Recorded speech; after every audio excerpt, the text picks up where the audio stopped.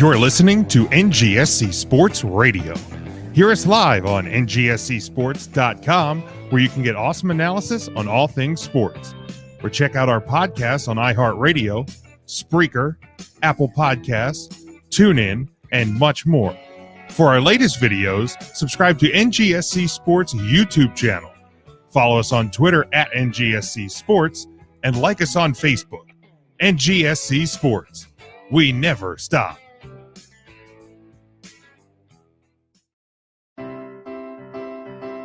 Are you looking for a place to listen to your favorite music and sports? Look no further.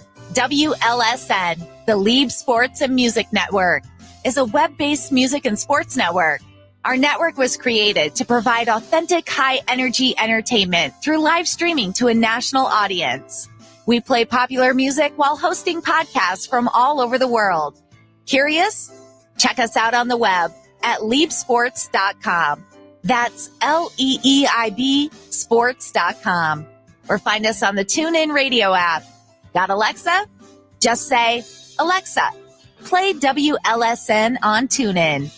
WLSN is America's #1 blog-themed sports and music network. Hey, everyone in, let's go. Huddle up on 3. 1, 2, 3, huddle up.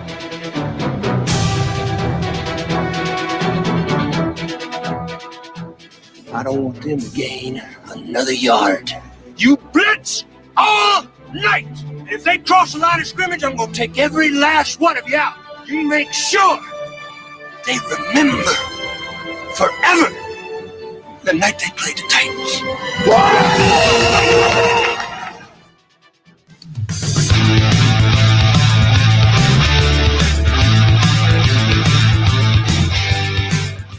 The Eagles will keep the offense out there in a 4th and goal from the 1. You want Philly food? Yeah, let's do it. Let's do it. Hold on. Here we go. I would feel better at this point taking the 3 points. Here we go. And if you make it, it's great. But if you don't make it, it's a big momentum swing. Philly special. Ready? Here we go. Goes directly to Clement. Clement reverses it. And it is a touchdown by Nick Foles. Let's go.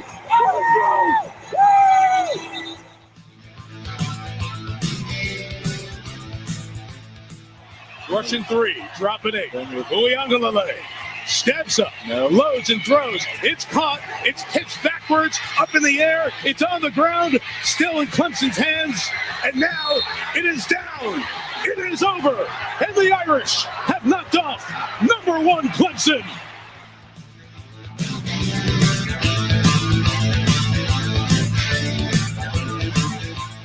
And now, welcome everyone to the Huddle Up Podcast. We did it our way, baby. We did it. What's going on, everybody? Huddle Up Podcast. We are live. It is Tuesday, September 21st, 2021, and we are glad to be with you here on this fine Tuesday night in September. Make sure you're following us on social media. We are at Huddle Up Podcast on Facebook and Twitter, at Huddle Up Pod on Instagram. Subscribe to the show on all podcast platforms. We have merchandise at whatamaneuver.net. Our home network, of course, is NGSC Sports at ngscsports.com. Our secondary home is the Lieb Sports and Music Network, LEEIB Sports.com. We got the most reliable face around this place. That is Kyle F. and Nash. Kyle, how we doing tonight? And, I got to unmute you guys. My bad. That's on me. That one's on me. Kyle, okay. how are you? That's okay. First of all, listen, I got to tell you, always, I when I listen to the intro, I have a good time doing it. You got the good music. You got the calls. I'm waiting for the call for barely skimping by Toledo. I'm waiting for that to add it to the list. And don't tell me you can't get the audio. You have somebody who's a member of Homeland Security on the panel here tonight. So, you know, we're 5 seconds in and EJ's done. Thank you. This is that lack of composure is how FSU lost to Jacksonville State. Anyways, safely in his bunker is the second most reliable, at least in the month of September. Ernest EJ Christian. EJ, how you doing, bud? Fuck the Philly special. It's been 4 years. Can we move on now? The sad thing is I did that for the two guys. Well, one of the guys is reliable. The other one, I forgive him because he can't help not being here, which is my brother. But I did it for those guys, and they're not even around. So maybe I'll have to switch it up if I feel like doing something on a weekend. Please. At least EJ is the most reliably vulgar. Does that count? Sure. We'll leave it at that. And then a face we haven't seen here in a little while, but we're always glad when he can make it on. Dave, how we doing, buddy? Doing well, guys. Happy to shit on Notre Dame for an hour here. Yeah. Very outnumbered tonight.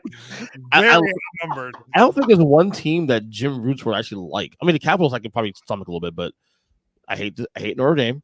Mm-hmm. Obviously, I'm a Giant fan. So I hate the Cowboys. Wait. Shut up, Kyle. Don't even start your shit today. We're not even like 2 minutes of the fucking podcast. Come on. You're the one that already got the middle finger, bro. What am I doing?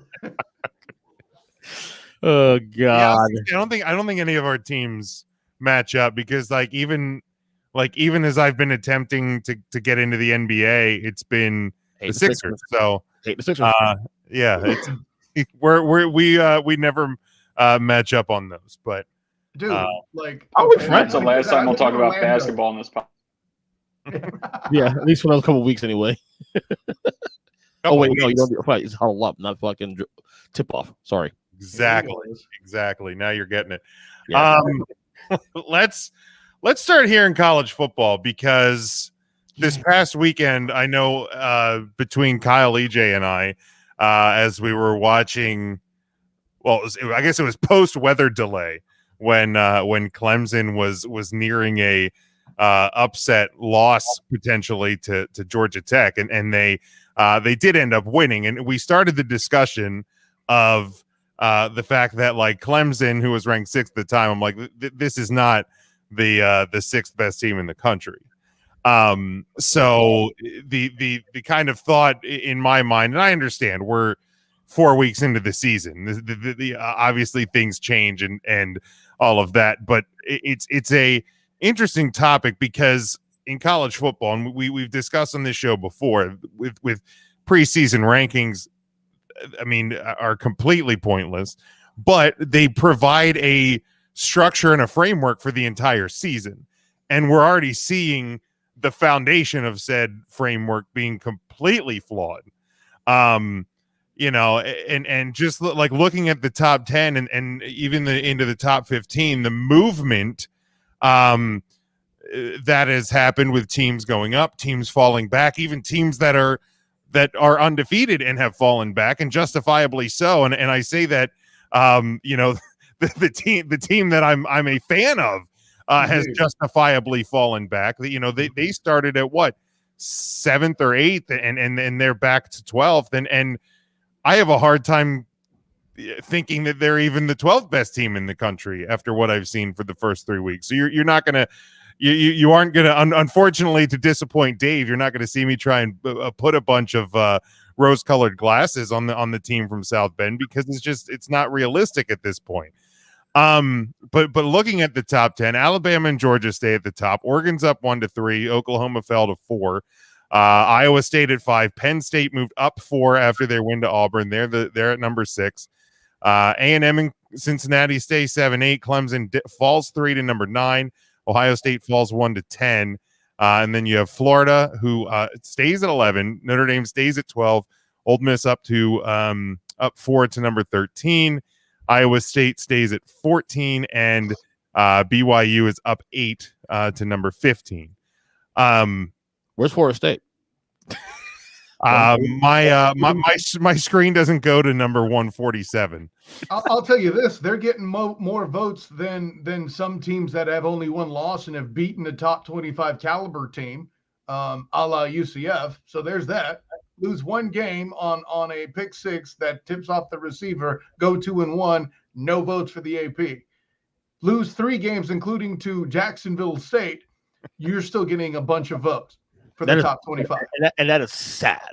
That is sad. Yeah, it's unreal, and that goes to the issues with the structure and the belief about the non-Power 5 conferences, and we've had the discussion. But Dave, why don't we start with you, since you're newly back with us tonight? What do you think is right in the top 10? Is there anything that is super wrong at this point? So I think there's a lot that's right at the top. I think you got the three best teams based on quality win at the top. I mean, you could semantics on if Alabama, Georgia, Oregon, 1, 2, 3 really doesn't matter at this point. They're in the top whatever. I think the most interesting thing is what they have going at 9, 10, 11 with Clemson, Ohio State, and Florida. And are those in the right order? I think that based on how any team has looked, I think it's hard pressed putting Clemson first. And personally speaking, I think Clemson's done even if they win out. I don't think their strength of schedule in the ACC is going to get them there. I think the only team that has potential to come out of the ACC is North Carolina. When North Carolina runs the table, beating Clemson in the title game, which includes a big victory in somewhere in Indiana, I believe. But we'll cross that bridge when it happens. But it will happen. But I think that UNC is the only team that can come out of the ACC at the moment. I think Texas A&M is a very dark horse at the moment. They've been playing down a little bit, but I think that the way Alabama looked this past week, that has an upset in the making potentially in a couple of weeks. But the team that's really interesting to me that's going way under the radar is the Ole Miss Rebels with Matt Corral as the quarterback, who's just slinging the ball like crazy. I think he's got over 1,000 passing yards already. I'm a little biased on that. I got him at like 30-1 to win the Heisman, so I'm really loving that 2-1 right now. It's all about the money, of course. But Ole Miss, I cannot wait to see that Ole Miss Alabama game. There might be 100 points scored in that in the first half. Just how quickly Ole Miss likes to play and how vulnerable Alabama's secondary looked last week. Not to mention the fact that Alabama is doing a lot of dink and dunk passes, which I think Ole Miss is really susceptible to. So long and short answer, I think the top three are correct. You could probably argue that Oklahoma's okay in 4 just with the talent. They haven't looked that good. But then the interesting piece is, does Clemson get by NC State this weekend? I think they're right for the picking, and line's only 10, which seems a little short on the smell test. But their offensive line and D line have been very, very weak this year, which is a very surprise. Not to mention Ungalea hasn't been great, but that's a lot due to the pressure, in my opinion. So I think Clemson has been the major disappointment in college football so far this year. Yeah, I'm kind of right there with you. You know, if I don't really see. I mean, despite the loss to Alabama, I mean, if Alabama is the best team in the country, which, I mean, I may put. I don't even know. Does Georgia belong at number 1? Because that win over Clemson all of a sudden doesn't look nearly as shiny as it did after week 1. But I don't know. I don't see how you can put Florida below Clemson or Ohio State at this point, personally. But again, it's week 4. Kyle, we'll go to you. Your thoughts? What's right? What's wrong? First of all, great breakdown by Dave. I'd also ask that Travis Etienne not being in the backfield also contributing in production and protection, because good running backs do that.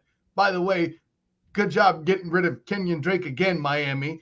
Sorry, I'm still bitter of having to write about that 2 years ago. But I'm not even a Dolphins fan. That still pisses me off. Anyways, there's a lot there. The only place where I would go a little bit against Dave's analysis a touch is any sort of respect for Texas A&M. I have none. Also, I'm somebody who is very wait and see on any entity out of Iowa, be it Iowa or Iowa State. Listen, Brock Purdy's adorable and all of that as a quarterback, but he's struggling more than you would expect, right? There's a lot of quarterbacks struggling more than you would expect, Sam Howell among them. This is why I don't necessarily have faith that North Carolina is going to do what they're alleged to supposed to have done. And again, Dave, that's not your fault. I've been after the ACC for a number of seasons now. It is what it is. But, you know, the thing that's awkward to me is I didn't say they were going to get there. They're the only ones that have a chance in the ACC, in my opinion. Right. And that's because the competition in there is, you know, the NFC least, the ACC.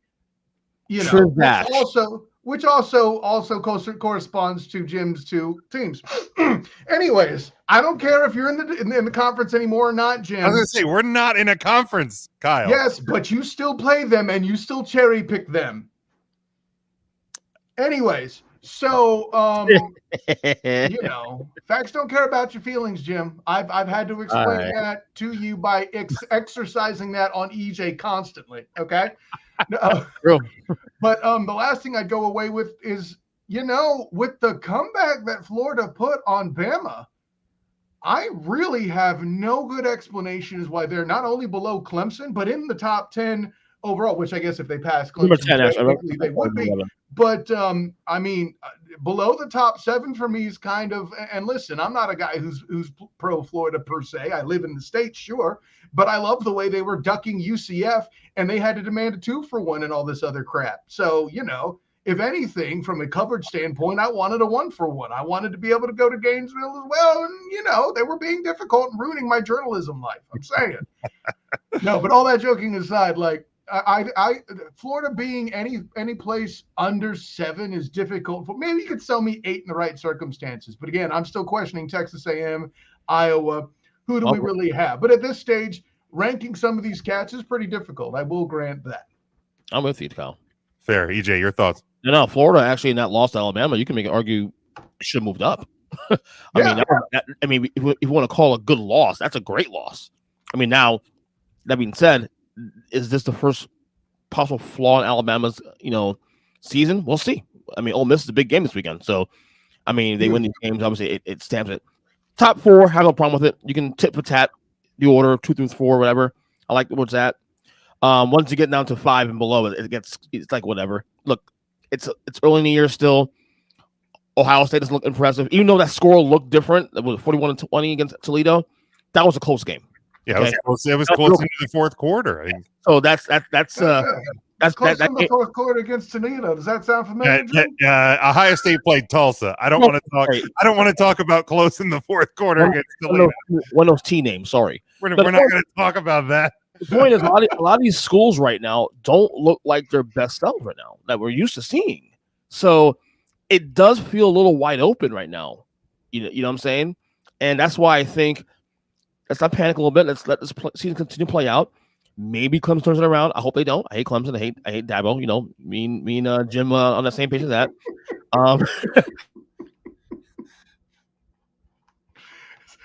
So I got to jump in. Real random question here. Number one, what the hell happened with the Florida journalism since we mentioned it, saying that Anthony Richardson was going to play some for Florida, and then he didn't game time decision an hour ahead of a kick. That was very interesting, saying that he was going to play, and then all of a sudden he's not playing. But I think even that 4th down play call, if you have him in the game, is completely different with his mobility and everything.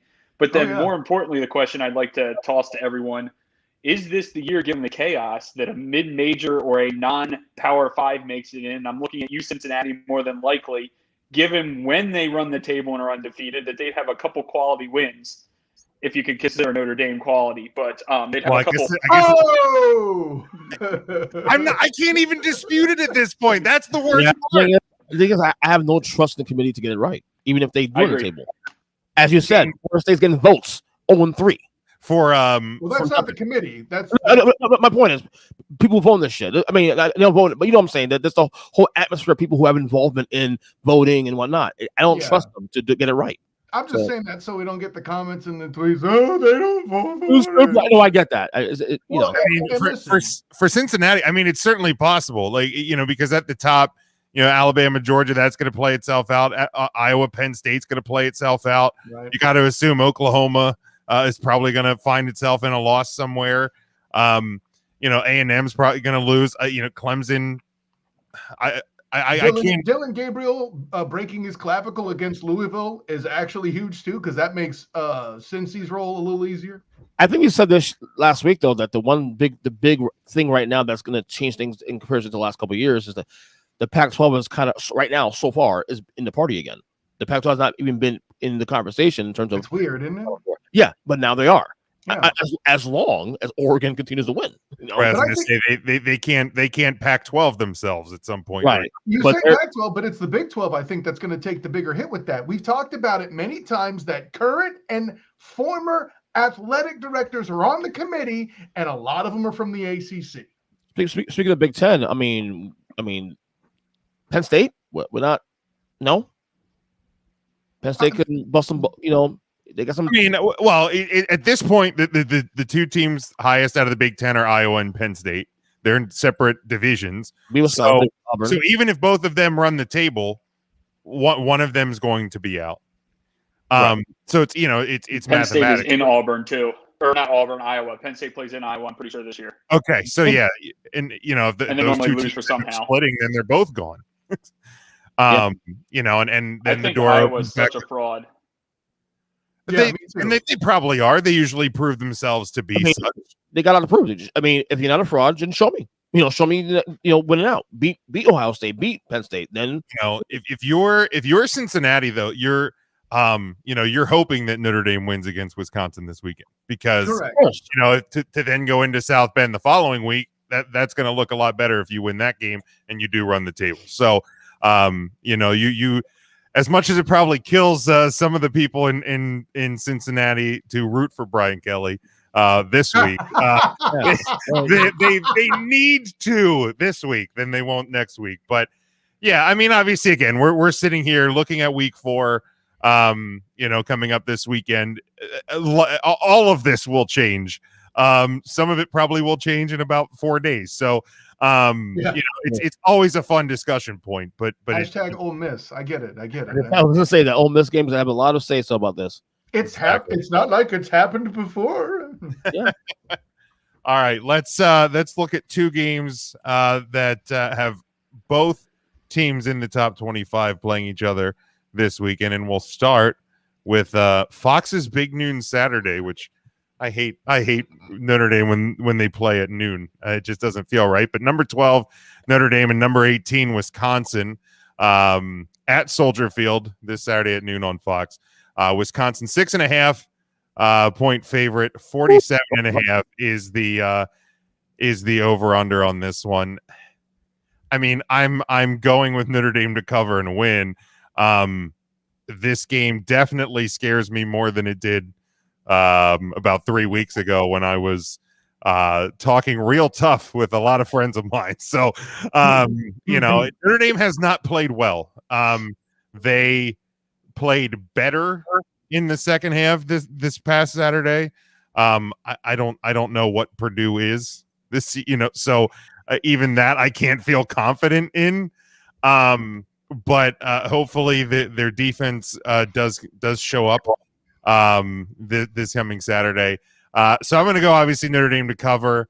I'm actually going to go under though. I don't see this being a high scoring game at all. EJ, we'll go to you. What was your over-under game again? 47.5. Can't hear you. Sorry, my mic cut out. I apologize. There we go. Yeah. No, I'll go under. I like Notre Dame on the points as well too. They may win. They may win the game. So I like Notre Dame in the points and the under as well. All right, Kyle. Well, gentlemen, this is all adorable, but here's the real world. Okay, this is the kind of Notre Dame team that beats Pitt in triple overtime. Okay, now traditionally Wisconsin. What's the one thing they do on offense traditionally? Come on, anybody. I'll take Run anybody. The ball. Run the damn ball. Exactly. Okay. Now that's the thing that would make it really difficult for Notre Dame. Limit their time of possession, get them in real trouble, all that other stuff. And maybe they'll do that for a while, but then Wisconsin will be Wisconsin and make some sort of mistake and keep Notre Dame in it. And listen, as all the trash I talk for Notre Dame, I will fight to the death for Brian Kelly, the guy who is the only coach in Notre Dame history who has 4 consecutive 10-win seasons. Okay, the facts of the case are those, and facts don't care about anybody's feelings, even mine and Dave's. I'm sorry. Okay, but and I don't mean to speak for you. I'm just in the ilk of trashing Notre Dame for an hour. Fair. So, but I say all the above to say Notre Dame wins the football game. They do not cover, and I match you. I think the under is a good call here. All right, Dave, how about you? I can't hit the unmute button here quick enough, but I'm on Texas A&M this week, or not Texas A&M. Good grief, wrong game. I'm on Texas A&M to beat Notre Dame. They're just that good that they can beat them from the whole South and by the goal. I mean, you're probably not wrong at this point. Good grief, but I'm on Wisconsin. I think this Notre Dame. I don't think much of the quarterback at Notre Dame, which I can't remember his name right now. Seemed very flat-footed. Yeah, in the pocket. I also think that Notre Dame's very susceptible on both lines. And not that I think Wisconsin's much better at the moment, but I just think six-ish points. I think that they cover that, if nothing else, just to piss Jim off and tell him, "So told you so." But I think that it's an extreme line battle. Power rankings that I use for some of the Vegas stuff have this game about 5.5, 6. The line smells right to me. I do think that this is a game that's going to be close to start, but I think the big Wisconsin lines are going to wear down Notre Dame over time. I also don't think that Notre Dame is going to be able to run the ball at all. Not that they've been able to this year, aside from some glimpses in the Purdue areas there. But I think they're going to force besides a couple of big plays. Yeah, exactly. They've been pretty much relying on the pass, and I think that the D line from Wisconsin is going to get home and make life miserable. Plus, I just can't get out of the fact that this Notre Dame team is literally 2 last-second plays, for lack of better terms, away from being 1-2 and going against Wisconsin here. So, I mean, congratulations, you beat up on Purdue. Once again, the worst part of all of this is I can't dispute any of it. You almost lost to the team that lost to Jacksonville State. Yeah, but we didn't, EJ. We didn't. I'm just saying, context matters, though. At this point, I almost kind of feel bad for Jim because I talk trash on Notre Dame, but Dave tells you to the exact degree and intensity your team sucks. By the way, if you're wondering what Purdue is, that's the place that Drew Brees came from. Other than that, I got nothing for you. Yeah, I mean, this is basically a normal conversation with Dave and I. So I'm just calloused to the point where it just doesn't even impact me anymore. But the data it's just nice this year he's speechless when you talk Notre Dame. The data professional in me, hearing him break it down like that, it's like watching a car accident, except there's only one car involved, and it's Notre Dame. Again, I actually like to think I like to think of it as motorcycle versus tractor trailer, and one of them's Notre Dame. Yeah, you can figure out which one that is. Let's go to the game that Dave thought we were talking about, and that's number 7 Texas A&M. They're a 5-point favorite against number 16 Arkansas. 44.5 is your over under. This one 3:30 on CBS from AT&T Stadium. I'm not as down on Texas A&M as Kyle is, but I'm not as big on Texas A&M as Dave is. All that said, I do think they cover the 5 points. I think they win this game. I'm gonna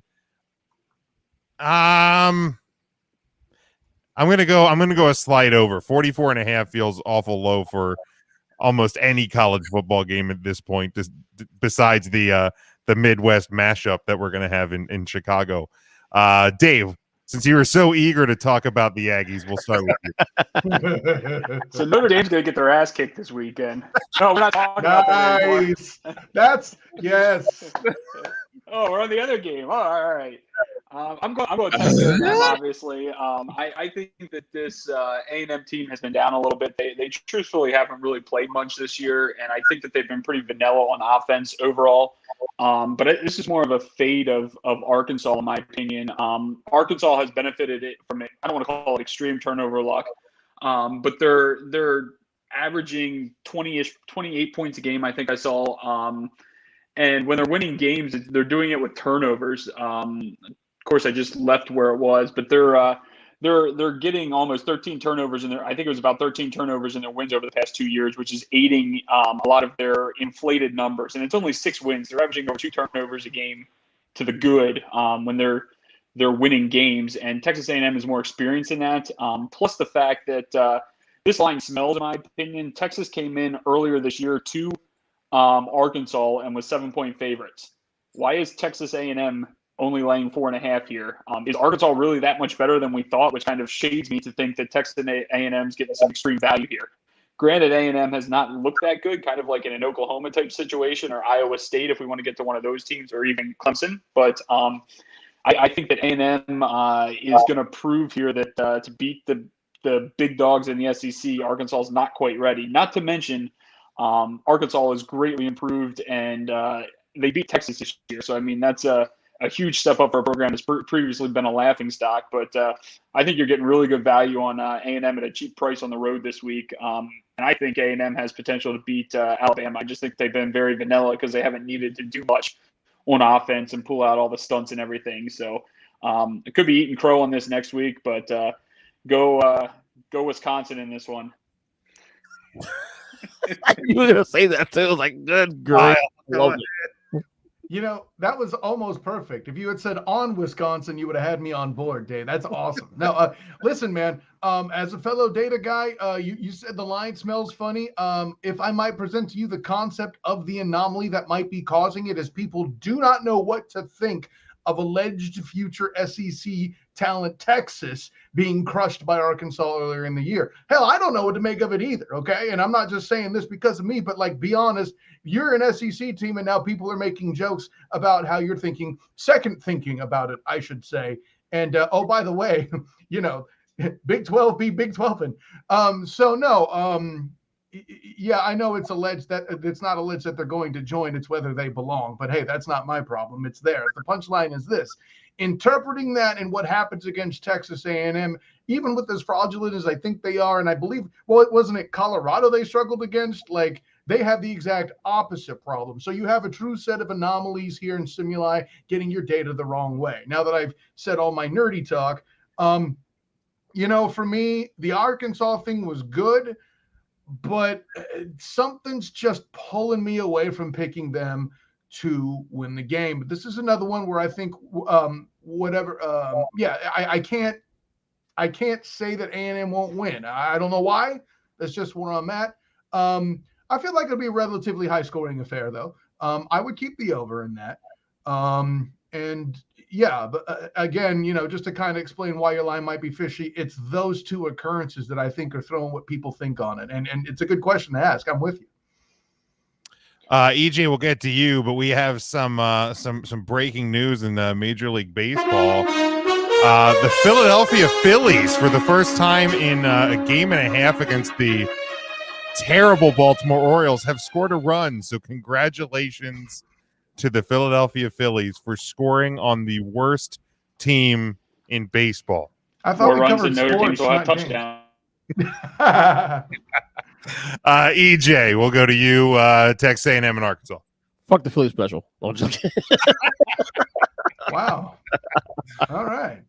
Anyway, no. Only a Patriots fan would still be bitter about that. That is true. That is true. I'm also I'm also a Mets fan too. I hate the Phillies, so there you go.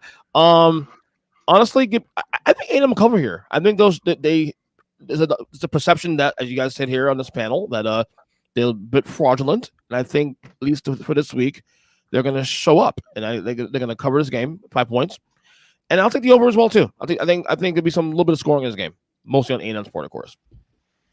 Jim, the one thing I want to add here, quick before we hop off this. I think I saw 6 out of the last 7 matchups between these two have been decided within a touchdown, and with 3 out of the last 4 going to overtime, something like that. So historically, it's been a close rivalry. For what it's worth, my power rankings list is about 9.5. Texas A&M should be favored by. So see how good they are come next week. There you go. All right, let's switch gears here to the NFL. And we'll look at some of the rules enforcements and the decisions the NFL's made this year in terms of discipline before we get to 4 of the games this upcoming week. We go back to the Chiefs and the Browns, not from this past weekend, but the week before. There was a kind of scrum on the sidelines. We saw the Browns' Ronnie Harrison get ejected. The video showed him shoving a coach on the sideline. But if you really look at the tape, the Chiefs' assistant, Greg Lewis, shoved Harrison first. I know it looked like Harrison maybe kind of stepped on a Chiefs player while he was down. I think he was trying to just get over him and get off the sideline. You can dispute intent all you want. But to me, I think the NFL sends a really really strange and not that great of a message to the teams, to coaches, and to players, that there's a different set of rules for coaches and for players when it comes to kind of putting their hands on each other. I am fine with the fine and the ejection for Harrison, but I'm not fine that there wasn't any discipline to Greg Lewis, both in the game and then after the fact. I think the NFL needs to, or it should have, fined Lewis, and I think he should have been kicked off the sideline for the Chiefs as well. Kyle, we'll start with you. Your thoughts on the message the NFL sends here. Oh boy, you shouldn't have started with me. I get how on the surface that everybody's screaming foul, and really there's a lot more layers and nuance to this than exists. First of all, let's be clear. The fine was relative as NFL fines go, was a slap in the wrist. But what's Sure. 12 G's? 12,000. Money though. Money's money. What's that? Money's money though. No, I want to hear that. Okay, compared to let's put it this way. I don't want to hear about money and money. You're in pads. You don't touch a man who isn't in one. It's that simple a damn rule, and everybody who plays the game knows better than that. I'm sorry, you're about ready to set me off my own way here. Let me get back to the peaceful. I love it. But and that's not pointed at you, EJ. But I hate that defense. Money is money, though. Like no, like that's not even a sixth of his salary. I want to hear it. How about not touching somebody who isn't in pads? But I agree. Yeah. But, and again, that wasn't for you. That's more for the audience at home who's thinking that that's smart. There's so much nuance here that isn't even discussed. For one, Jim, you mentioned intent. Nobody's intent was really clear, honestly, except for Harrison's retaliation. That was it. Now, if it was another player, I don't think we're even having this conversation. Right? No. I don't think there's a flag. I think nothing goes wrong. So the message the NFL is sending, if in my interpretation, is you don't touch people who aren't padded. Second, coaches are trained to communicate with players in full padding with a little extra, right? Everybody wants to make jokes about how players and coaches pat butts and all this stuff. Do you want to know why that actually happens from a practical standpoint? It is the one place as a player you are not padded. So you get patted on the butt. If you do it anywhere else, you have to do it with a little bit more force so they know you're there. When I tap a fellow player on the shoulder, for example, who is wearing pads, I don't go boop, boop. I go bap, because then he knows I'm there. And he doesn't push me back going, what the hell are you doing? Like, so, and that situation was awkward because, yeah, it looked like he was doing something he really wasn't. And I completely see both sides. I understand why Harrison was perturbed. You shoving the opponent's coach, be a grown-ass man and don't do that. Shout at him maybe. Third, I noticed there's more and more chortling between the sideline and the field of play. If I am the commissioner, which I am not, but hey, listen, I can dream a dream, fools. Couldn't do any worse, Kyle. Actually, America can dream a dream. I would be a better NFL commissioner than EJ is a Patriots fan. And that's fact. And then thank you. And then at the end of the day, I'm wanting to dispel that kind of contact, that kind of chortling, if you will. I don't want to call it taunting because that's even too strong. That's a whole other problem I'm sure we're going to talk about in a bit. I put out the fines the way I do, and then maybe they'll get the hint. You know, now granted, should the NFL come out with a statement along with that? Honestly, I wouldn't do that because the moment you make a statement, then media and fans are going to be like, what about this time? And what about this time? And what about this time? And you'll have all this other BS that the court of public opinion will be all up into. All right. And then there'll be tweetings that are chortling. Oh, great. Now I got all sorts of wacky words in here. But the punchline be this, gentlemen. It is not as simple as he got fined and he didn't. There's a lot more going on there. And it's unfortunate that the intelligent conversation is not happening here. Okay. EJ, your thoughts? How you topped what Kyle said. I actually agree with 100% everything he said there. What? I have to agree with you. I have to agree with you, man. Honestly. What? I'm not getting of that. I mean, seriously. I don't know if in the what 5+ years we've known each other, I've ever heard you say that you agree with Kyle F. and Nash. This is no, he agrees with me often. It's the 100% that's mind-boggling. Yeah, I always find a way to pick apart his arguments all the time. You fail, but you try.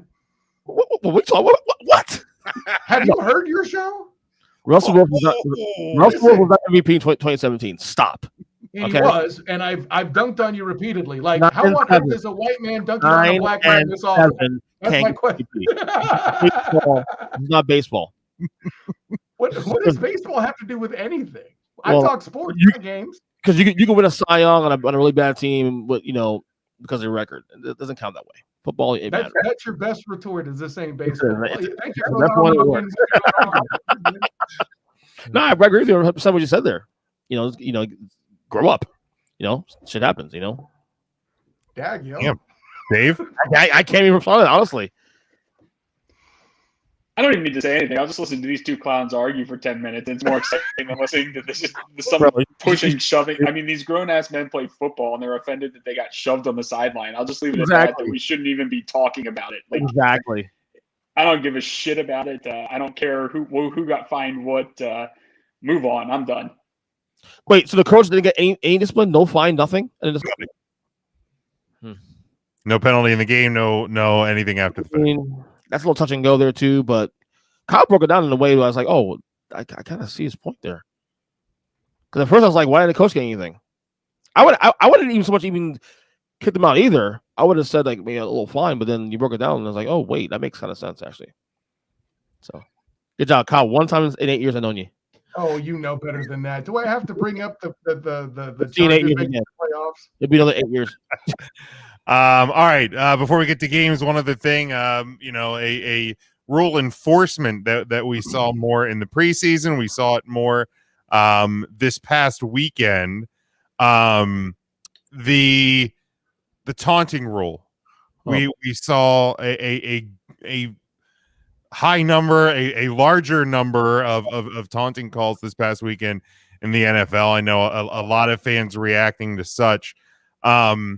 And while, like, here's the deal. Am I a fan of necessarily of the more strict enforcement of the rule? Personally, no. But in the same time, and I think I don't remember which game it was that there was one called. It was a play that got called back, but it was at the end zone, and I was like, if you know how the rule is written and you know how they're enforcing the rule, it's still, whether you like it or not, it's still on you to not celebrate at an opposing player, taunt at an opposing player. Like we can have a discussion or if we all just want to agree on like the rule being dumb or the enforcement being dumb, but if you know how it's going to be enforced and you still do it, then that's kind of dumb in and of itself as well. But Washington coach Ron Rivera kind of made a statement about it today or yesterday and basically said, like, the enforcement of the rule is basically to prevent a situation where, okay, so this guy taunts in somebody's face in the first quarter, and then there's a big scoring play in the third quarter, and there's a escalated taunting, and then you end up getting a brawl in the fourth quarter, and everything breaks loose, and you get suspensions, you get ejections, all of that. Like that's the purpose of the rule enforcement. And when I saw him say that, I was like, okay, I can that kind of makes sense. And we already have seen not just the situation with the Browns and the Chiefs, but we saw numerous instances this past weekend of skirmishes breaking out on the field. So and that's with this rule in place. So it kind of makes sense where Rivera's coming from. But yeah, it's like I may not be a fan of the rule, but in the same time, if you know the rule and you still break it, then that's on you at that point as well. Dave, we'll start with you. Your thoughts on this before we get to game. Yeah, so I think I could care less about the rule. I just want it to be enforced consistently is the biggest thing that, I always gripe with officials nonstop. The piece that, I think the rule's a little over the top personally, and the taunting has gotten a little bit out of hand. However, I also think that if you're going to allow these guys to hit like they could 10 years ago and they're taunting, it's kind of a different type of element when you're actually allowed to hit and play football. And I understand the stuff from player safety. I'm not going down that path. However, it seems like, the lack of hitting and calling all these taunting flags is kind of like being not in a college football conference and thinking you have a chance in the college football playoffs when you make it every year. EJ, so you don't, so Kyle doesn't steal your thunder on this topic. Why don't we start with you? That's right. No, balance is good. It really is. Hold on a second. I got a text. Kyle, go a second. I got a text. Sorry. So, in order to save EJ's thunder, I'm where I'm at with it. This is hard for me because like I'm the type of guy I am. One of my happiest moments on a football field was when I got cheap shotted because I knew that I was in the guy's head. Okay, so I'm a weirdo like that. I'm not the best person to approach this, but at day's end, where I'm kind of at is if you want to express yourself for making a big play, the NFL has given you that avenue in celebrating with your team. For God's sakes, every time there's a turnover, the entire effing defensive squad under the weight of 275 pounds, because I'm not wasting my energy for a damn selfie, runs over to the end zone and does the thing in the camera. And I love it. I have no problem with that. The league has relaxed so much on celebration that I think it kind of counteracts the taunting stuff. So, hey, how about not doing it and humiliating your opponent and just being kind of an a-hole, which, hey, listen, I've taunted people in pickup games and been kind of an a-hole to show my superiority. It's a thing you do sometimes. But how about not doing that and then celebrating with your guys? Like, it's not like you don't have other options. Yeah. Right, because I think that's where a lot of people are missing. They think it's that you're not allowed to celebrate, period. It's the rule, and the rule that's being enforced is not doing it at an opposing player. And in their defense, it used to be that way. That is true. Oh, yes. Yeah. Yes, the rule has changed, but it hasn't changed in the way that people think it has changed. Correct. You can be an asshole, and there's a middle ground there. You know what I'm saying? There's a middle ground, and the NFL don't take the fun out of the game, obviously, but some of these players do overreach sometimes, though. You know what I mean? And like I said, my only thing, honestly, is this: the league be consistent with it. That's the only thing I have a problem with it. They're not consistent. Well, and that's tough. It's a judgment call, basically, right? Oh, I mean, not all of us is judgment call.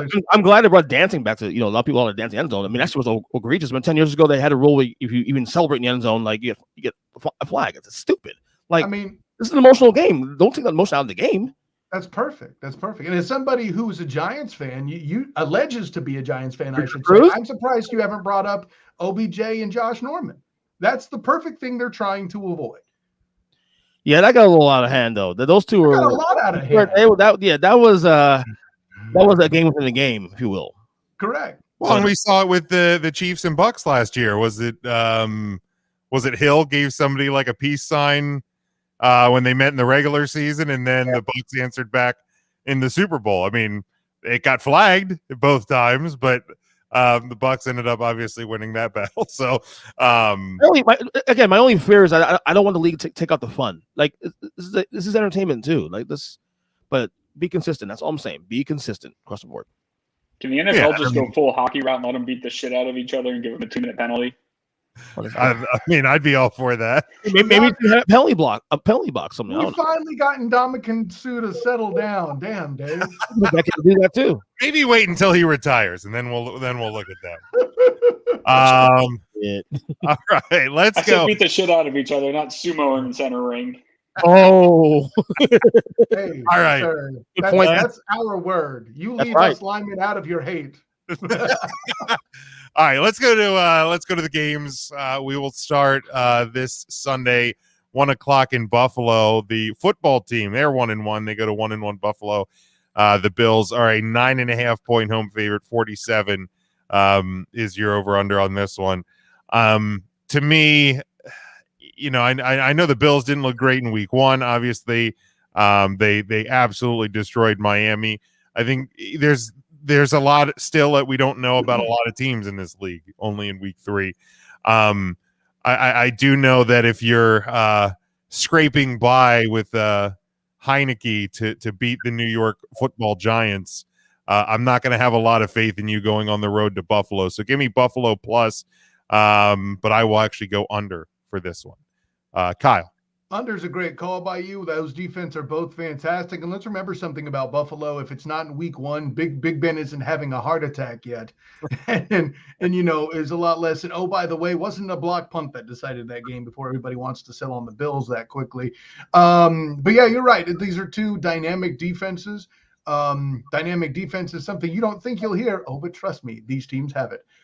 It's just – and I listen, I'm not a guy who thinks that, Josh Allen is my own personal Jesus Christ either, but he's certainly way better than the option of grabbing a Heine. I got a close game too. I don't think Bills cover 9 in this one, and the under's a good call, Jim. I'll follow you on that. All right, Dave. I'm gonna follow. I don't even know names anymore, but not Jim. We're taking the Redskins catching the points here. Power ratings make this a little over a touchdown, so I think you're getting some value here with Washington. You're also getting them on long rest. Additionally speaking, and I haven't gotten to say it with you yet this year, Jim, but your favorite saying of mine that you're never as good as you looked or you're never as bad as you looked the past week. Buffalo looked pretty damn good. Washington looked pretty shitty. Additionally, I think the interesting component with Washington, the drop down from Heineke or Fitzpatrick to Heineke, I have is about a 0.5 point to 3/4 of a point in the spread. So there's not much drop off there. But most of the time, you're also looking at Washington's offense there, that there's not much of a need for a quarterback. You need more of a game manager than an explosive quarterback. Additionally, you got Ron Rivera having some extra time here with the to hopefully fix that defense a little bit. That's been a little bit bad. Obviously, they were a little vulnerable versus the Giants and realistically should have lost that game. However, you look at the week 1 game versus the Chargers, and you could probably argue that if Fitzpatrick doesn't get hurt and or they don't turn the ball over at their 3 or 5 yard line, they have potential to win that game. With the Bills, they probably you can make an argument being 2-0 right now. You look at the box scores from the week 1 game with Pittsburgh, they probably should have won that game solely based on the box score. Again, that's why they play the whole 60 minutes though, and they are what they are type of thing. But I do think Buffalo could be 2-0. They did get a little bit of inflation in the market based on their pretty sizable killing of the Dolphins last week down south. But they come back north. So I think Washington is going to keep this within a touchdown personally. I think it's going to be a really close game and definitely agree with the under here. But Buffalo straight up, I don't see them losing, but that would be pretty sweet just to watch everyone overreact on the Bills again. EJ, how about you? Hey, can we say Redskins now? It took me a whole year to stop doing it. It took me a whole year to stop doing it. Because Jim, for the last like year, I do a podcast. He's like, dude, you said Redskins again. Dude, you said Redskins again. Every time. And now, it took me like a whole year to stop saying it. And now, well, that's why I don't even say the team name. And if I do, I say Red Tails. So there you go. Yeah, Kyle's already fixed and overcorrected. I'm going to shock you guys here. You're going to tell me saying Redskins pisses Jim off. I'm going to say him a lot more. I mean, it doesn't piss me off, but I love pointing out to EJ that he's saying something incorrect on the show. I got a text every time, like, dude, you said Redskins again. Like, the fuck, bro? What are you, a fucking counter now? No, I wish I could make money every time you screw up. I'd be able to retire. I'm going to shock you guys here. I'm thinking, I got a feeling the over going to hit here. I got a funny feeling. I don't know why. And I agree, dynamic defenses, but for some reason, this smells like an over. I don't know why. That number 45.5 is this right there where you can get a cheap field goal late or something like that. I do like Buffalo win this game, but 9 points, a lot of points. Mm-hmm. A lot of points. I mean, I know that last week and all that, but last week's a bit of an anomaly too. So give me Washington the points here, but the over as well. All right, then we go to 1 o'clock on Fox. The 1-1 Bears with Justin Fields. Looks like he's getting his first start this week with an injury to Andy Dalton. at the 1-1 Browns. The Browns 7.5 point home favorite. 46.5 is your over under on this one. This is another one that just that for me, I'm looking at it, and with Fields getting the start, but there's part of me that's like, to me, that screams Browns and over. But I think they're going to be energized, and I think there's going to be looks that the Bears are going to be able to give that the Browns can't necessarily prepare for. I think the Browns still win this game, but Fields is going to make plays that Andy Dalton wasn't going to. Now, Fields, and we talked about it in our preseason predictions, like Fields isn't going to magically come in and fix the Bears' problems. Like the Bears have, especially up front, they have a lot of problems that Justin Fields just isn't going to magically fix. But without any film on him and the plays that he is inevitably going to make, I like the Bears to cover in this one. Browns win outright. And I'm gonna go over. I think that the Browns are going to be able to score points on the Bears, and I think the Bears, because of Fields making plays, are going to be able to score more than I probably would have given them the option to with Dalton. So EJ, let's work back with you. Yeah, the over looks pretty good here. Some points, again, Vegas got it right here on the points, because this can go either way. Cleveland looked kind of shaky against Houston for a few quarters before putting the game away. I mean, they didn't even cover last week. That's another argument. But I don't know. I think I'm going to take the Bears on the points here.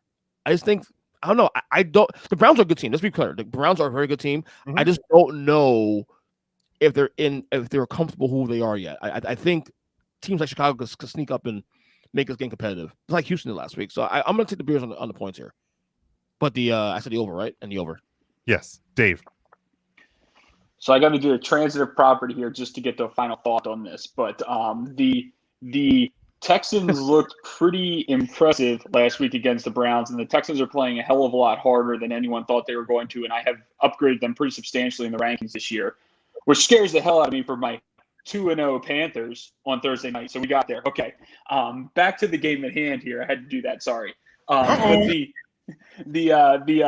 to say 2-0 Panthers often, so had to get that in there for the first time in 10 years, I think. But the Bears are starting a road quarterback in his first career road start. Obviously got a little bit of playing time there, but I think that this is a place that I'm looking to back the Browns if I play anything in this. My numbers are right about where the spreads are, but situationally speaking, first road start for rookie quarterbacks, always susceptible. Browns are pretty big up front, so I think they're going to be able to stop the run against anything that the Bears can do on that side of the ball. And if you're going to and I think that they're going to be smart enough to shadow or spy, or whatever our technical term is going to be now, that's PG and legal. But they're going to do that to keep Fields in check pretty much. Obviously, he's got the ability to break some runs and things like that. But other things speaking is they've greatly benefited the Bears in turnover luck in the last game versus the Bengals. And you're getting a little bit of value, I think, going against the Bears here, because they didn't do a whole lot offensively, scoring those 20. I think it was 20-17 was your final. Additionally speaking, the Browns should realistically be 2-0. They browned away that game in Kansas City and realistically should have won that. Anyone that has any type of a brain knows that. But this Browns team's loaded. They are my Super Bowl pick this year. I think that this Browns team is really good. Baker Mayfield has been playing a lot better than Baker normally does, and you don't even have Jim's favorite NFL wide receiver playing for them at this point that's still out. And if he comes back, that adds a whole other dynamic to him. So I do like the Browns in this spot. I think the Browns probably win this by double digits, and it's just a factor of the dual-headed threat in the backfield, along with the rookie quarterback on the first road start there. But I'll lay it with the Browns this week, and I will take the under. I think that this one's got like a 28-10 feel, something like that. I'm changing my pick. I'm taking the Browns to cover. You just convinced me, Dave. Thank you. That was incredible. You're much better than Jim when you admit defeat. I like it. I'm not used to people kissing Dave's ass on this show. What the hell's going on? Broke it down. I was like, wait a second, 10 points. It is his first start. First start. Kyle, go ahead. Well, Dave, I like you. I respect you in this first outing, but unfortunately, I think we're going to have our first disagreement. It sounds, sir, like you are way too biased towards your Super Bowl prediction and missing a couple things. For one, I believe Landry is questionable going into this game, so that's going to be a problem with I think, if I recall, I think they put him on the IR today. He's out. Oh, so he is placed on the. I couldn't remember. I didn't get a chance to check before it came out. So yeah, out. Jarvis Landry, he's out at least 3 weeks. I think it's an MCL sprain. Okay, reach him again then. Okay. We're talking sports or politics here, Flipper. Yeah. The John Kerry of friggin' podcast. Don't be rude. He's a flipper, and then he lives in Miami, right next to the Dolphins. What about Miami? Interesting. Palm Beach County. You talking about Miami? Miami's It's Miami enough, son. Shut up. No, it's Okay, don't fool me. I'm All going right. Howard, then Miami. You talking One about? of these dumbasses that thinks Tampa. You think one of these dumbasses think Tampa is West Florida, or excuse me, South Florida. Shut up. Anyways, Shut your ass. so no, but like, and to keep the transitive property rolling, because Dave opened the box. You, as a Carolina fan, suffered the most when your quarterback position was in a pickle, and you had Notre Dame's Jimmy Clausen in the backfield. Yay! So, Nicholas, Kyle. I knew that Jim had heard it before, but I knew Dave hadn't. I needed to get the win. Go for the win, right, Jim? Anyways, so I say all of the above to say nothing involving this game other than the Jarvis Landry point. But if I remember correctly, Baker Mayfield was also nicked up a bit last week. And then on top of all of that, the one thing that's most dangerous to the Browns is the complete and total lack of film they really have for Justin Fields. I really have no idea what he's going to come out and do because, to your point, the Browns group is stacked, no question. That's why Baker Mayfield is going to struggle with it. But we could say whatever we say, and maybe I could be accused of having bias towards my own Super Bowl pick since we're saying it both ways because I picked the Ravens. But my whole thing is this. Nobody has any clue what Justin Fields is doing, and that's a lot of points. And the one place the Bears are weak, I kind of feel like the Browns defense are, air quotes, weak. Not to say that they're bad, that's just the least good part is their linebackers up front. And what do you like to do against rookie quarterbacks? Blitz. But if that's in the hands of your weakest part of your defense, does it balance out? There's a lot of questions there. I'm not brave enough to pick the cover. I do pick the Browns winning because for all the trash I talk, the facts don't care about my feelings. And I do know that is a great roster, even without Jarvis Landry. And over above that, I see a very high-scoring affair as well. Somebody's going to miscount something. Justin Fields is going to do something they don't account for, and that's fine. It'll just give us the over. All right, very good. Then we go to the 1-1 Chargers at the 1-1 Chiefs, a 7-point home favorite. This 46.5 is your number. This one's Sunday, 1 o'clock CBS.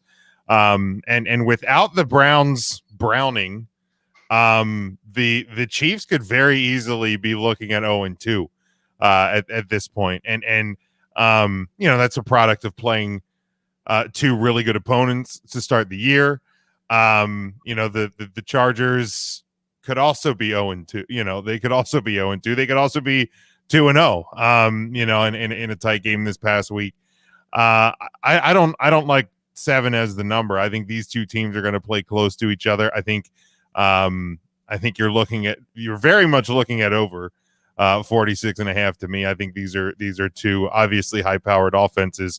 I think the Chargers cover. I also think there's a chance that the Chargers win this game.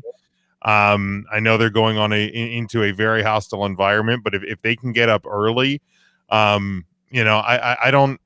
The Chiefs can and probably will correct themselves as the season goes on. But this is a team that's played a lot of football in the last couple of years.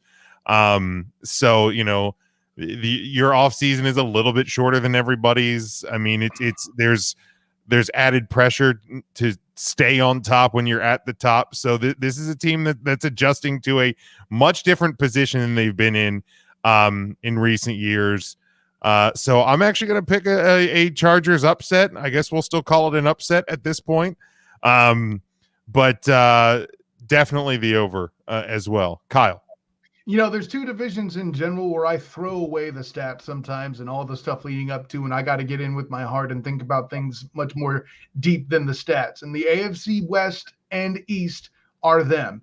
Miami Miracle Fools, I had 6-10 that year, and damned if I didn't lose to my boss at the time, Antoine Staley, because of the Miami Miracle where he picked the 7-9. Yes, I'm still bitter, but the punchline is this.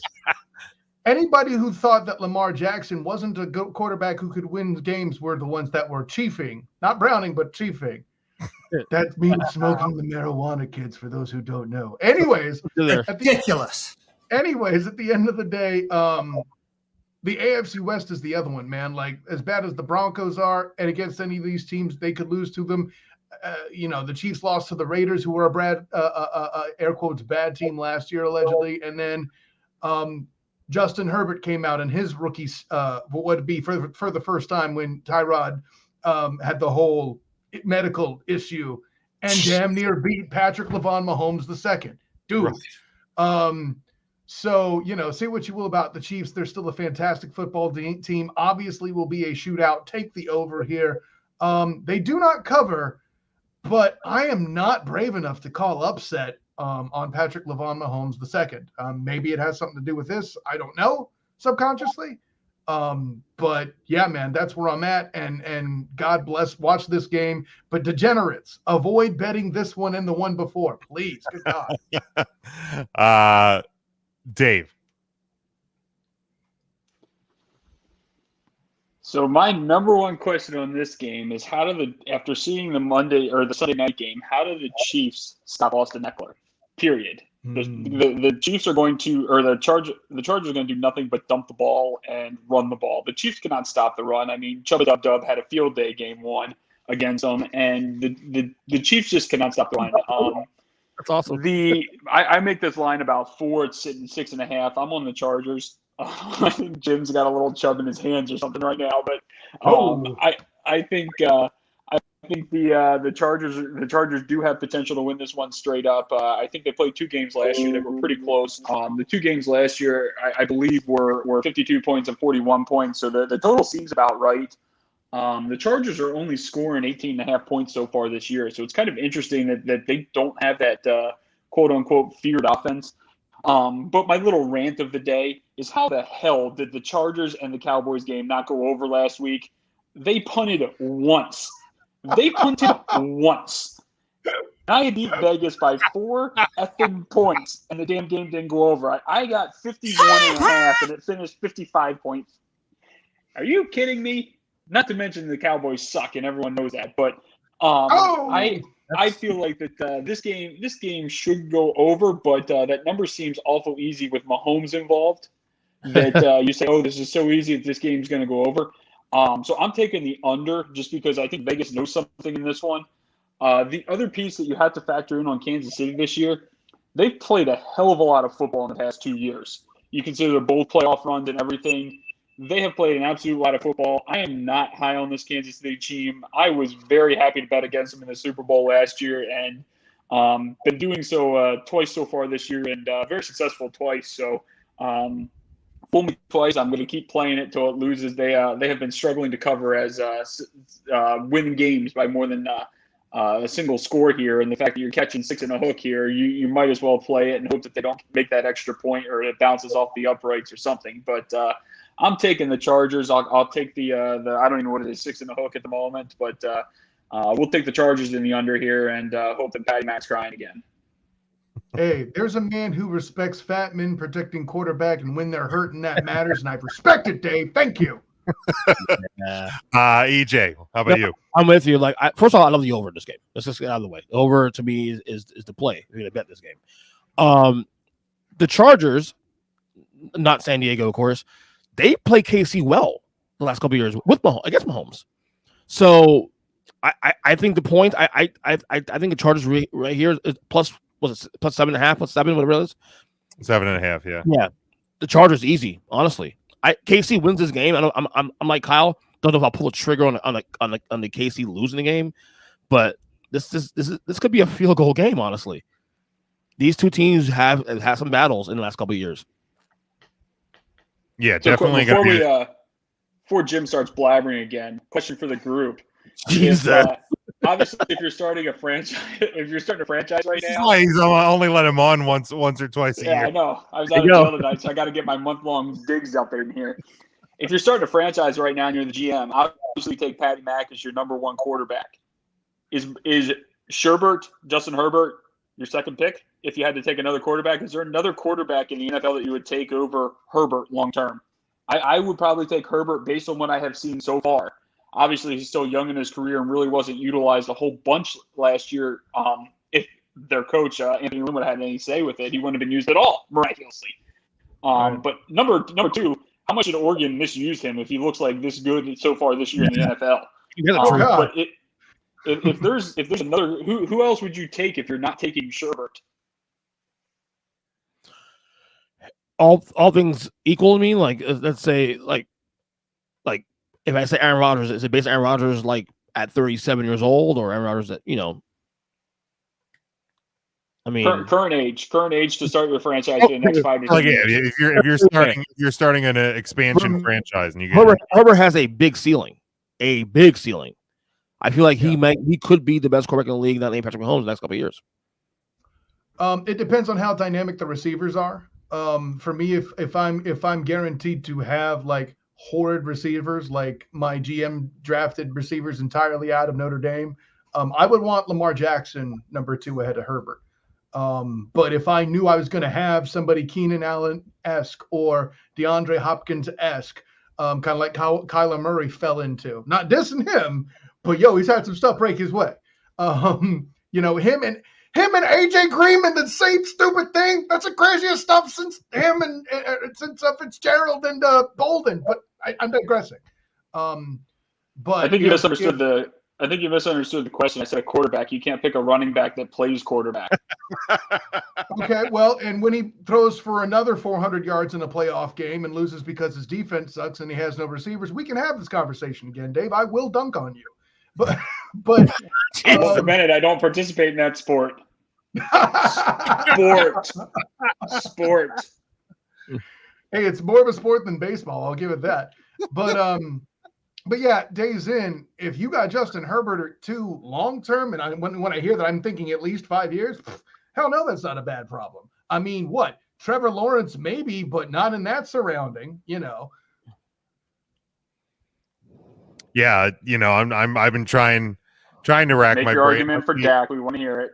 No. I wouldn't. If you're giving me starting a franchise, I would go Herbert over Dak at this point. Like, I mean, just because if I'm starting a franchise at this point, how about shit? What's that? Nothing. Just fuck with you. I was gonna say, what do you try? I figured you're trying to sneak your boy Brady in there for 1 or 2 years, but I mean, you mean a GOAT like Kyle the GOAT, right? Brady. You mean wants to be the GOAT, but has had the greatest luck and roster wise of all quarterbacs of all time? Yeah, absolutely. Dave's a big Tom Brady guy too. Hey, listen, Tom Brady. He's just had a lot of help that nobody acknowledges. Oh no, but no one. Well, now especially, but yeah, What's that? I personally can't think of besides Mahomes, can't think of a guy I would prefer to have. I'll tell you what, Kyler Murray is so fucking good though. I mean, now, and look, I know it's only a 2-game sample, but I pissed people off today on my podcast saying 2-game sample right now. MVP is Kyler Murray. 2-game sample, but you're such a tool, EJ. I know. I know. Lamar Jackson. I just want to know how he sees over the line to throw the damn ball. MVP, Kyler, let's go. I mean, I won't even bring up. How does that little shithead see over the line? Oh God! I don't know, dude. You're such a tool, EJ. That's my favorite line of the year, right there. It's week 3 of the NFL. Well, by the way, let's have him comment on his now freezing cold take. This is the best Alabama team ever. Yeah. I got kind of lost in the weeds last week with that one. Yeah, you sure did. All right, let's go. One more game in the NFL. It is, of course, and this might be EJ's new favorite team, 2-0 Brady-led Tampa Bay Buccaneers at the 2-0 Los Angeles Rams. The Rams 1.5-point home favorite. 54 is your over/under. This one, the 425 on Fox. I love this game. I love this game at this point of the season. The Rams look really good. The Bucs look good. This is basically with the home field advantage. This is basically a push at this point. It's basically a pick 'em. I'll take the Rams with the home field advantage. I like what Matthew Stafford's doing in that offense. He has a favorite target in Cooper Kupp, and as long as that guy stays healthy, he's going to keep running all over the field. 54. It's tough because both offenses are high powered, but both defenses are really good. So which side of the ball is going to win out in this one? And I'm actually going to take the under. If I'm picking it, it's I think the Rams front seven is going to be able to get the pressure on Brady and probably maybe prevent some mistakes. I mean, Brady threw 3 picks in week 1 against Dallas. So, the Rams defense, yeah, they're probably a little bit better than the Cowboys defense. I mean, if we're looking at things objectively, but so that's up to you to figure out. I will take the Rams and the under. EJ, love the under actually in this game. To be honest with you, I was just tough one to pick between the two teams. This is my my NFC title game prediction.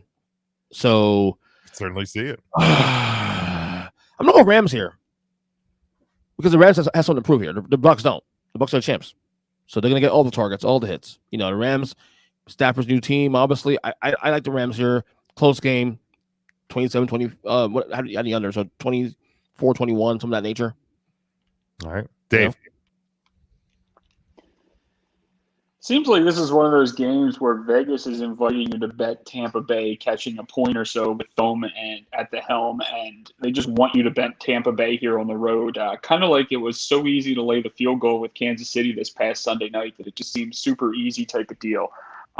My numbers roughly have this game at about right where the Vegas has it, about a point and a half favorite. No home field advantage for the Rams because there's going to be more Thome fans there than anyone, more than likely. I don't know that Los Angeles even knows that they have a football team, let alone 2. So we'll save that for another day. Both this one also spells out that it should be an offensive juggernaut. Both offenses are in the top 7 in both passing and rushing.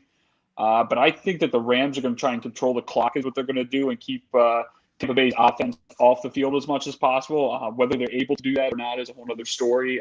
I suspect the Rams are going to try and do that with short screen passes, the slants, stuff like that, real quick passes to not kind of. And I'm going to bite my tongue while saying this. Make sure you mute yourself, Jim. But kind of like the pretty genius game plan that Dallas tried to institute against them the first week, get the ball out of the QB's hands really quickly. And I would actually give Dak credit for that, for audibling out of a lot of the runs that were called. But the fact is that to beat this Tampa Bay team, you can't sit back there with the ball forever unless you're Patrick Mahomes trying to do that with working miracles. And let's face it, Stafford's not going to be able to do that. So I think in order to beat Tampa Bay, you have to get the ball out quick and have playmakers once they get the ball in their hands. And you got to be okay checking down and getting 4 yards of play. 3 straight plays of 4 yards is another first down. So you got to take those. That's simple math for the Notre Dame education in this podcast here. But, the key is going to be holding the ball and keeping it away from Tampa Bay. And if Los Angeles is able to do that, they're gonna win this game. They are brilliant at coming up with some new offensive looks and schemes. So hopefully they're going to translate some of that to the D this week. I do have a little bit of concern with their D though, given that. Chicago was able to move the ball and again, it was pretty late in the game, but they were able to move the ball a little bit on the D. So I'm still not really sure what Los Angeles defense is, which kind of scares me going against Tampa Bay here a little bit. But any chance I get to go against Tampa Bay and Thome, I'm going to take it. So I'm gonna lay the point here with it. But if I'm playing, the point of advice here, if you're planning on playing Los Angeles, sit and wait on this. Tampa Bay is going to get hit with money at some point. The public's going to be all over getting them with points here. I think we'll get plus money on Los Angeles here by the end of the week. But I think that Los Angeles is the right side. If nothing else, Vegas knows better. And this is a pretty primetime game here. So I think it's one of those that's pretty important for the books to get the correct side, as we saw on Sunday night last week. So I'm taking Los Angeles. I'm taking the under. All right, Kyle, how about you?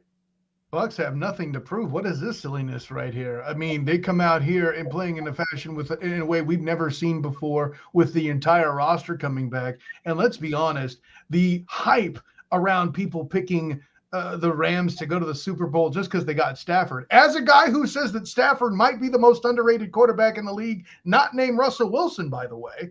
Been saying about 7 years now, but go ahead. Yeah, no, hey, we relied on Hey, that. before you continue off that one, I have a question for you. Yes, sir.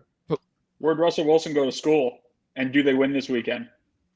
I believe we've had that conversation. Fuck you, buddy.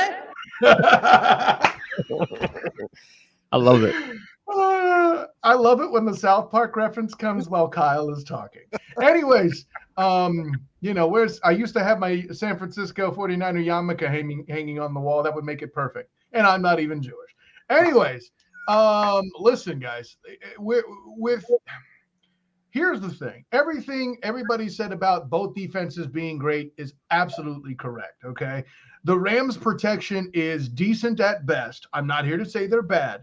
They're decent at best against a group that won a Super Bowl and supplanted Patrick Mahomes II when he did not have his starters, okay? Then there's Aaron effing Donald battling the middle of the line. Tristan Wirtz is on the outside, so this does little for me as far as that. Who does what there is what's going to be important. But at the end of the day, my thing that Dave says is the blueprint is doing this and having short dunking passes and a quarterback that can set time. And my favorite thing he said is he can't do that. Now, he wasn't referencing Dak, but I scoff at Goff and still at Stafford. Ooh, that flowed nicely. With inability to scram compared to one Dakota Prescott. So that's going to be problematic if they're using that particular piece. Say what you will, this murderer's row that is the NFC West is going to get them at some point. I don't know which of the four teams it will be, but I don't think it's going to be Los Angeles this weekend. All right. You guys anybody got anything else before we close this thing out? I already told you. How do you beat Tom Brady? You make him uncomfortable getting pressure on him, and I think that's another key I forgot to mention in there. If he gets hit, his old bones might break with the osteoporosis. Yeah, I mean, Aaron Donald is going to be a key part of that. I can't think of what happened the last time they faced each other. Yeah, it'll be a fun one. I'm surprised the Cowboys-Eagles game from Monday night on this docket of games. Homer. I just thought of last time that Aaron Donald would have seen Tom Brady. He scored 10 points in the Super Bowl at the end of with a touchdown at the end of the game, right? This is Dome's first game in Los Angeles in his career.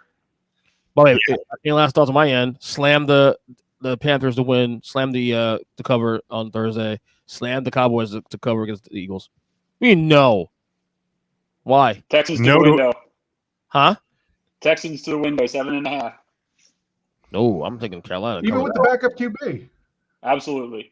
Okay, just checking. How are you laying 7.5 on the road on a short week? The only thing that scares me backing the Texans this week is you have a rookie head coach on Thursday night for the first time. Look ahead line on this was Panthers favored by a field goal, and it's now 7.5.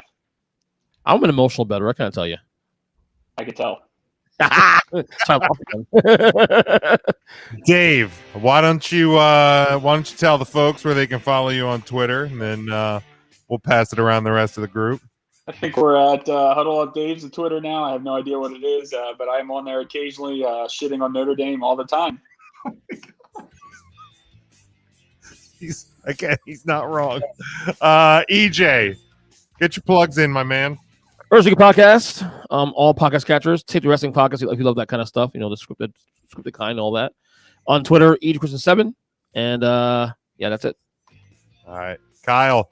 I remember you were slightly offended because I said Mackenzie Milton wasn't so wrong that group could beat Notre Dame. I have never said anything as rough as this guy. Why are you all sensitive when I say something? I expected from him, and actually from him, this is almost light work from what I normally get from Dave. Should hear me on a golf course with him for 4 straight hours, and that involves a golf game then too. I was going to say it's later in the evening, and he's sober-ish, so it definitely gets a lot worse. Cash money for that recording. Anyways, speaking of cash money for that recording, let me get somebody's shout outs here. First of all, you will find me on Twitter at the SOTG. Of course, you'll find me on Instagram as the same, the SOTG. Find me on Facebook as the Student Out of the Game, and check out my work with the 3-point conversion. Hey, I'll tell you this, boss man controversy, Raphael Haynes was actually at Clemson covering Georgia Tech and Clemson and noted the win coming out of the air.